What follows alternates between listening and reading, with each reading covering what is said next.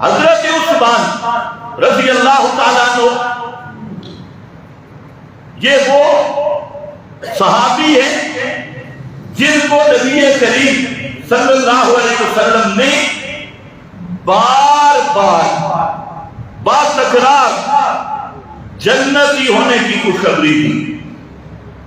بار بار صحابہ سارے جنتی ہیں، لیکن تصریحاً کئی مواقع پر نبی کریم علیہ السلام نے حضرت عثمان رضی اللہ تعالیٰ عنہ کو جنت کی خوشخبری دی. پھر اس سے ذرا اگلا جملہ کہ نبی پاک صلی اللہ علیہ وسلم کا حضرت عثمان کے ساتھ ایک وہ خاص تعلق ہے اور ہر صحابی نبی کریم علیہ السلام کے احترام کا پابند ہے، لیکن حضرت عثمان وہ شخصیت ہے کہ جن کی عفت اور حیا کا احترام خود امام کائنات بھی کرتے ہیں. بخاری میں موجود ہے، مسلم میں موجود ہے کہ نبی کریم صلی اللہ علیہ وسلم تشریف فرمائے اور آپ کی پنڈلی مبارک سے چادر ہٹی ہوئی ہے. بعض راویوں سے جہاں غلطی ہوئی انہوں نے ران کا لفظ کہہ دیا فاقد ہے، حالانکہ یہ جو ران ہے یہ صدر میں داخل ہے اور جمہور امت اس پر متفق ہے. گھٹنے سے اوپر صدر ہے اور امام ابو حنیفہ رحمۃ اللہ علیہ وہ فرماتے ہیں کہ گھٹنا بھی صدر میں داخل ہے. تو ران کی بات نہیں، یہ بات راویوں سے غلطی ہوئی. جو صحیح احادیث آ رہی ہے اس میں ساق کا لفظ ہے اور ساق کس کو کہتی ہیں؟ پنڈلی، گھٹنے سے نیچے.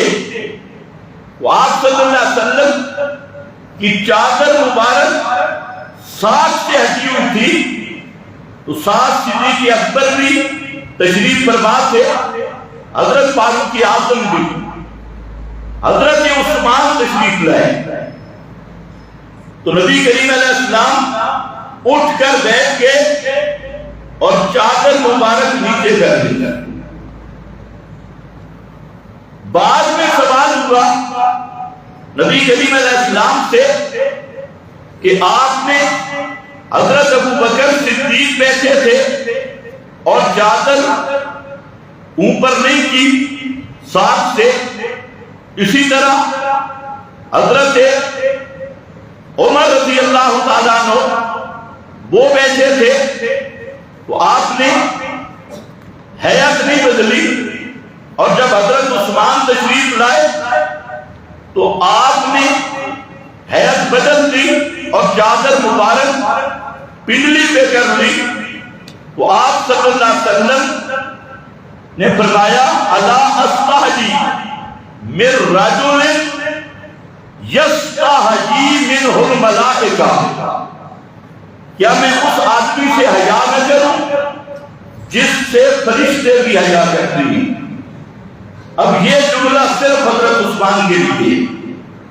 جماعت صحابہ میں سے فرمایا کہ حضرت عثمان وہ ہے جس سے فرشتے بھی حیا کرتے ہیں، کاش وہ خود بھی حیا کر لیتا، اور کاش یہ کراچی کے مورخین بھی حیا کر لیتے.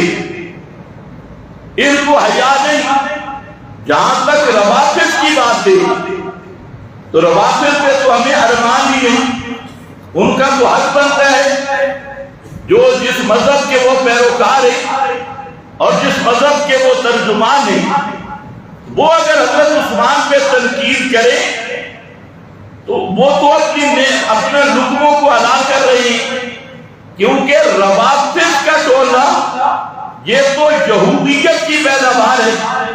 اگر یہودی حضرت عثمان کو بکواس کرے تو یہودی کا تو حق بنتا ہے کیونکہ حضرت عثمان نے یہود و نصارہ کے سارے چلے مسمار کر دیے، ان کی حکومتیں ختم ہو گئی، ان کا زور ٹوٹ گیا، تو اس لیے رافضی سبائی عبداللہ ابن سبا کی نسل سے اور ایرانی نسل سے اگر کوئی حضرت عثمان پہ تنقید کرتا ہے تو وہ تو بیچارے اپنا کھاتا پورا کرنا چاہتی ہیں۔ تحجب ان پر ہے جو اپنے آپ کو اہل سنت بھی کہلوائیں اور پھر بھی حضرت عثمان پہ تنقید کریں اور اپنے آپ کو مسلمان بھی کہلوائیں، مومن بھی کہلوائیں، پھر حضرت عثمان پہ تنقید کریں، تو ان لوگوں کی اس تنقید اور اس منافقت پر ہمیں تعجب ہوتا ہے کہ ایک قوم اہل سنت میں رکھا ہے اور زبان رافضیوں والی، سبائی والی، سبا عبداللہ ابن سبا والی، تو ان پر تعجب ہوتا ہے۔ اس لیے یہاں پر ذرا دیکھو، الا استحجی من رجل، کیا میں اس الا خبردار استحجی من رجل، میں اس آدمی کا حیا نہ کروں، یستحجی منہ الملائکہ، جس کا فرشتے بھی حیا کرتی ہیں۔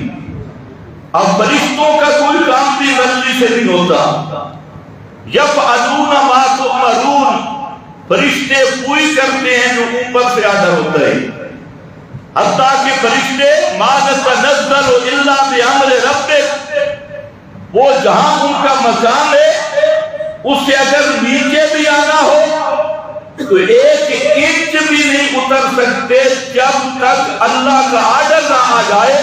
تو معلوم ہوتا ہے اللہ نے فرشتوں کو بھی حکم دے دیا ہے کہ تم پاک مخلوق تسبیح تحلیل کرنے والے جن کی اللہ تعالیٰ کا ذکر غذا بنا دیا گیا، حضرت عثمان کا تم نے بھی حیا کرنا ہے۔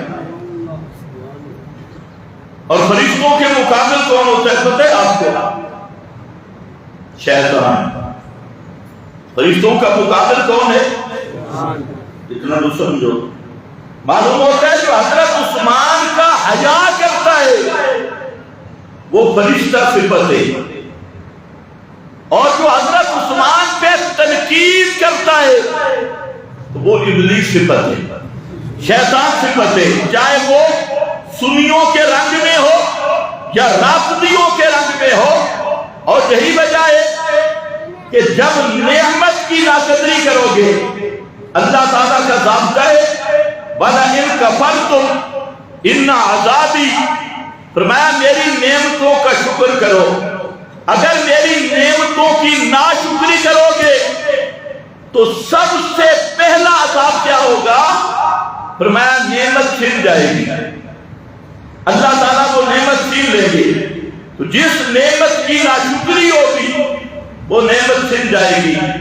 تو روافض وہ بدبخت ٹولہ ہے ابن سبا کا کہ جنہوں نے صحابہ جیسی نعمت انعام کی ناقدری کی، اور صحابہ یہ عکس تھے جمال اور جلال محمدی کا، آئینہ تھے صفات محمد مصطفیٰ صلی اللہ علیہ وسلم کا، سنت محمد الرسول اللہ کا، اسوہ طریق محمد مصطفیٰ کا، عکس تام وہ پیغمبر کریم کے صحابہ ہیں۔ اگر پیغمبر کا ہنس نہ ملے گا تو پیغمبر کے صحابہ میں پیغمبر کی چلنا ملے گا، پیغمبر کے صحابہ میں پیغمبر کا اخلاق ملے گا، پیغمبر کے صحابہ میں پیغمبر کا ہنسنا ملے گا، پیغمبر کے صحابہ میں پیغمبر کا غصہ دیکھنا ہو تب بھی پیغمبر کے صحابہ کو دیکھ لو۔